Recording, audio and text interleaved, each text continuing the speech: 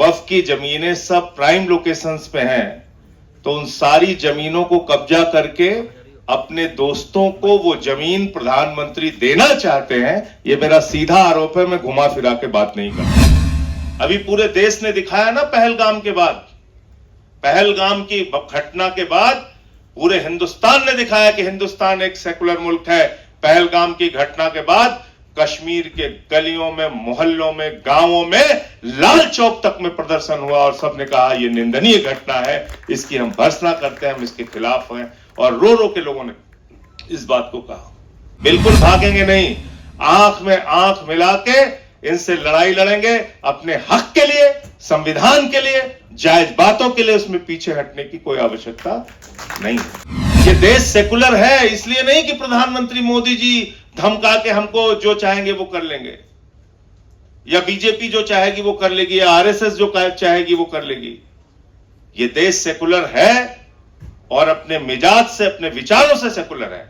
और इसका सबसे बड़ा उदाहरण यह है कि वक्फ बिल के खिलाफ 232 वोट पड़े, जिसमें सिर्फ 24 मुसलमान थे, बाकी सब हिंदू थे, सिख थे, ईसाई थे। 95 वोट राज्यसभा में पड़े, जिसमें मुश्किल से 5 और 6 मुसलमान रहे होंगे, बाकी सब हिंदू थे, सिख थे, ईसाई थे।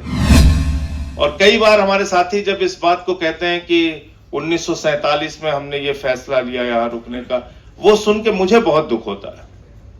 कृपा करके ये कहना बंद कीजिए, ये आपका मुल्क था, है और रहेगा, इसमें कोई भी ये बात करने की जरूरत नहीं। 2 तरह के कानून का नजरिया है इस देश में। एक अली खान महमूदाबाद के मामले में है और एक विजय शाह के मामले में। दूसरा, पसमादा की आपको चिंता है, तो एक सुझाव मैंने भी दिया। मैंने कहा भाई, अगर आप ये चिंता आपको है तो ये चिंता आपको हिंदुओं के लिए भी सतानी चाहिए। और देश के 80% दलित, आदिवासी, पिछड़ा और महिलाओं को हिंदू संस्थानों के पुजारी बनाओ, कमेटियों में रखो, उनके बोर्ड में शामिल करो, तब आप बात करो। ये इस तरह की दोहरी बातें करने से फायदा नहीं। कि हिंदुस्तान के अलग अलग राज्यों में, चाहे वो दिल्ली हो, राजस्थान हो, उड़ीसा हो, मध्य प्रदेश हो, करीब करीब 363 ऐसी प्रॉपर्टी है, 363 ऐसी संपत्तियां हैं जहां सरकार ने वक्फ की जमीन पे कब्जा कर रखा है। तो मैंने कहा भाई, ज्यादा मेहनत मत कीजिए, आप सिर्फ एक अडानी को पकड़ के लेके आइए, वो नीरव मोदी को पकड़ के लेके आइए, 20,000 करोड़ रुपए उससे वसूलिए और 12,000 करोड़ रुपए आप वक्फ बोर्ड को दे दीजिए, 8,000 करोड़ आप अपने पास रख लीजिए। किसी मंदिर का कागज भी आप मांग लेंगे, नहीं मिलेगा। मस्जिद का कागज मांग लेंगे, नहीं मिलेगा। किसी गुरुद्वारे का कागज मांग लेंगे, नहीं मिलेगा। चर्च का कागज मांग लेंगे, नहीं मिलेगा। तो आप इससे एक झगड़ा कराने की कोशिश कर रहे हैं ये कानून लाके कि आपको 6 महीने के अंदर कागज जमा करना पड़ेगा। दूसरी क्या खतरनाक बात इसमें लिखी है आपने इस वक्फ बिल के अंदर लिखा कि 5 साल का प्रैक्टिसिंग मुस्लिम होना चाहिए, तभी वो दान कर सकता है। अब पूरी दुनिया में कोई कानून आपको ऐसा नहीं मिलेगा जो कि यह कहे कि दान के लिए आपको पहले धार्मिक रीति रिवाजों को मानना पड़ेगा, तब आप दान कर सकते हैं। यह अद्भुत कानून हमारे प्रधानमंत्री नरेंद्र मोदी जी लेके आए हैं। कह रहे हैं दान करना है तो 5 साल के लिए आप प्रैक्टिसिंग मुस्लिम बनो। तो हमने कहा भैया, तय कैसे करोगे? मुसलमानों के घर में सीसीटीवी कैमरा लगाओगे कि 5 वक्त की नमाज पढ़ रहे हैं कि नहीं पढ़ रहे हैं, रोजा रह रहे हैं कि नहीं रह रहे हैं, जुमे की नमाज पढ़ी कि नहीं पढ़ी, इन्होंने कैसे आप तय करें? प्रोटेक्टिंग वक्फ लैंड्स। अब मुझे लगता है कि आगे आपको ये जैन टेंपल लैंड्स भी लिखवाना पड़ेगा, उसके बाद टेंपल लैंड्स भी लिखवाना पड़ेगा, फिर आपको गुरुद्वारा लैंड्स भी लिखवाना पड़ेगा और चर्च के लैंड्स भी लिखवाना पड़ेगा। क्योंकि इस वक्फ के कानून के बाद 90 साल पुराना जैन धर्म का मंदिर वहां गिरा दिया गया मुंबई के अंदर। बोध गया में लड़ाई चल रही है कि वहां पे भी कमेटीज में उनके जबरदस्ती गैर बौद्ध को उसमें शामिल किया गया है। तो ये लड़ाई यहां तक सिर्फ सीमित रहने वाली नहीं है। और मैंने पार्लियामेंट में भी कहा था और यहां पे भी इस बात को कह रहा हूं कि इसके पीछे का जो बड़ा मकसद है, क्योंकि वक्फ की जमीनें सब प्राइम लोकेशंस पे हैं, तो उन सारी जमीनों को कब्जा करके अपने दोस्तों को वो जमीन प्रधानमंत्री देना चाहते हैं। ये मेरा सीधा आरोप है, मैं घुमा फिरा के बात नहीं करता, एकदम सीधा आरोप। और ये इसके पीछे का मकसद यही है, और आगे यही चर्च के साथ होगा, मंदिरों के साथ होगा। अयोध्या में अडानी को 23,000 एकड़ जमीन रक्षा विभाग की दी गई है। उसमें 2 बाबाओं का भी नाम है। आपने एक कानून इस देश के अंदर बनाया, अभी हमारे साथी सांसद संविधान की बात करके गए। संविधान में कुछ आपको मौलिक अधिकार दिए गए जिसमें कहा गया कि इसमें कोई परिवर्तन नहीं होगा, ये तो आपका फंडामेंटल राइट्स है। और संविधान की धारा 25 से लेकर 28 तक 29 तक यह बताती है कि हिंदुस्तान में रहने वाले हर नागरिक को अपनी धार्मिक मान्यताओं के हिसाब से पूजा करने की, अर्चना करने की, उपासना करने की, इबादत करने की, प्रेयर करने की, गुरु ग्रंथ साहब का पाठ करने की पूरी आजादी है, और अपनी धार्मिक संपत्तियों के प्रबंधन की पूरी आजादी है। इसमें कोई नरेंद्र मोदी और कोई बीजेपी वाला कुछ नहीं कर सकता। यह कानून हमको बाबा साहब डॉक्टर भीमराव अंबेडकर के द्वारा लिखे गए संविधान से मिला है। और यह बिल एक गैर संवैधानिक बिल है, इसलिए हम इसका विरोध कर रहे हैं। यह एक अनकॉन्स्टिट्यूशनल बिल है। और अभी सिन्हा साहब जब यहां पे बोल रहे थे, वो कह रहे थे कि एक प्रोपेगेंडा फैलाया गया इस बिल के लाने के पहले पूरे देश में। हिटलर के प्रचार सचिव का जिक्र भी उन्होंने किया। क्या क्या कहा गया। मैं जेपीसी का मेंबर था वक्फ कमेटी में, तो कहा गया कि साहब जिस भी जमीन को मुसलमान चाहे उसको वक्फ घोषित कर दे, और वक्फ बोर्ड कहता है ये वक्फ हो गई तो वक्फ हो गई। तो जब वक्फ बोर्ड के लोग आए वहां पे, और सेंट्रल गवर्नमेंट के भी ऑफिसर बैठे हुए थे, तो हमने कहा कि ऐसा है क्या। कहने लगे नहीं साहब। हमने कहा तो क्या प्रक्रिया है। तो कहने लगे कि जिसकी जमीन है वो एक फॉर्म भरेगा, उस फॉर्म को भर के देगा कि हम ये अपनी जमीन वक्फ करना चाहते हैं, और उसके बाद आपत्ति के लिए एक समय दिया जाएगा कि ये जमीन, इंस्पेक्टर उसको जांच करेगा, सर्वेयर उसकी जांच करेगा, और आपत्ति के लिए निश्चित समय दिया जाएगा कि अगर किसी को इस जमीन के दान में कोई आपत्ति है तो अपनी आपत्ति दर्ज करा सकता है। उसके बाद वो समय निकल जाने के बाद वो संपत्ति वक्फ में दर्ज की जाती है। ये प्रक्रिया है। हमने कहा दूसरा, कह रहे साहब ये 6 महीने के अंदर कागज देना होगा। तो एक सुप्रीम कोर्ट का एफिडेविट मिला वहां पे। जेपीसी के मीटिंग के दौरान जावेद भाई थे, आपने देखा होगा। गवर्नमेंट ऑफ इंडिया ने, यानी कि भारत सरकार ने, नरेंद्र मोदी जी की सरकार ने 2022 में सुप्रीम कोर्ट में लिख के दिया है कि हिंदुस्तान की 99.2% संपत्ति ऑनलाइन हो चुकी है। वामसी पोर्टल पे इसको डाल चुके हैं। ये सारी जांच हो चुकी है, ये सब पंजीकृत हो चुकी है, और ये सारी की सारी प्रॉपर्टी रजिस्टर्ड है। इसके कागजात चेक किए जा चुके। तो हमने कहा फिर आपको क्यों कागज चाहिए।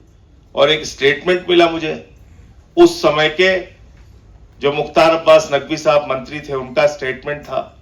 उन्होंने कहा कि देश की 100% संपत्ति जो है वो डिजिटाइज्ड हो चुकी है, वक्फ की संपत्ति। फिर कागज किस बात के लिए आपको चाहिए। क्यों आप ये लाना चाहते हैं। इसके पीछे है मकसद झगड़ा कराने का। 100 साल पुराना, 150 साल पुराना, 300 साल पुराना किसी मंदिर का कागज भी आप मांग लेंगे, नहीं मिलेगा। मस्जिद का कागज मांग लेंगे, नहीं मिलेगा। किसी गुरुद्वारे का कागज मांग लेंगे, नहीं मिलेगा। चर्च का कागज मांग लेंगे, नहीं मिलेगा। तो आप इससे एक झगड़ा कराने की कोशिश कर रहे हैं ये कानून लाके कि आपको 6 महीने के अंदर कागज जमा करना पड़ेगा। दूसरी क्या खतरनाक बात इसमें लिखी है आपने इस वक्फ बिल के अंदर लिखा कि 5 साल का प्रैक्टिसिंग मुस्लिम होना चाहिए, तभी वो दान कर सकता है। अब पूरी दुनिया में कोई कानून आपको ऐसा नहीं मिलेगा जो कि ये कहे कि दान के लिए आपको पहले धार्मिक रीति रिवाजों को मानना पड़ेगा, तब आप दान कर सकते हैं। यह अद्भुत कानून हमारे प्रधानमंत्री नरेंद्र मोदी जी लेके आए हैं कह रहे दान करना है तो 5 साल के लिए आप प्रैक्टिसिंग मुस्लिम बनो। तो हमने कहा भैया तय कैसे करोगे? मुसलमानों के घर में सीसीटीवी कैमरा लगाओगे कि 5 वक्त की नमाज पढ़ रहे हैं कि नहीं पढ़ रहे हैं, रोजा रह रहे हैं कि नहीं रह रहे हैं, जुमे की नमाज पढ़ी कि नहीं पढ़ी, इन्होंने कैसे आप तय करेंगे?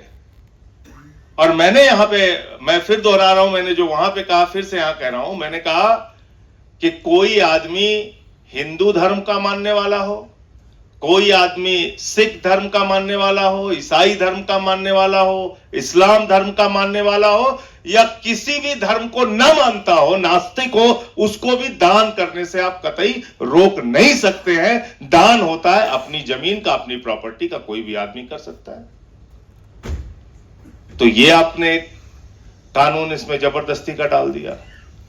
दूसरा, उनको वक्फ बोर्ड के आमदनी की बड़ी चिंता है आप लोगों की कि साहब वक्फ बोर्ड की आमदनी नहीं हो रही है, और सच्चर की कमेटी की रिपोर्ट में कहा गया है कि 12,000 करोड़ रुपए की आमदनी हो सकती है अगर इसका सही ढंग से इस्तेमाल किया जाए वक्फ प्रॉपर्टीज का।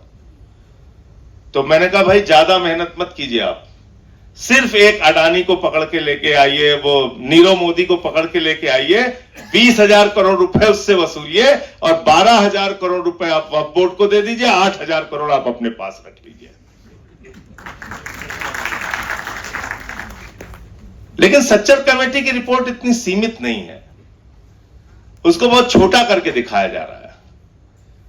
मैं चाहता हूं जो लोग वक्फ पे बात कर रहे हैं वो सच्चर कमेटी की भी रिपोर्ट पढ़ें, और उस सच्चर कमेटी की रिपोर्ट में यह भी लिखा हुआ है कि हिंदुस्तान के अलग अलग राज्यों में, चाहे वो दिल्ली हो, राजस्थान हो, उड़ीसा हो, मध्य प्रदेश हो, करीब करीब 363 ऐसी प्रॉपर्टी है, 363 ऐसी संपत्तियां हैं जहां सरकार ने वक्फ की जमीन पे कब्जा कर रखा है।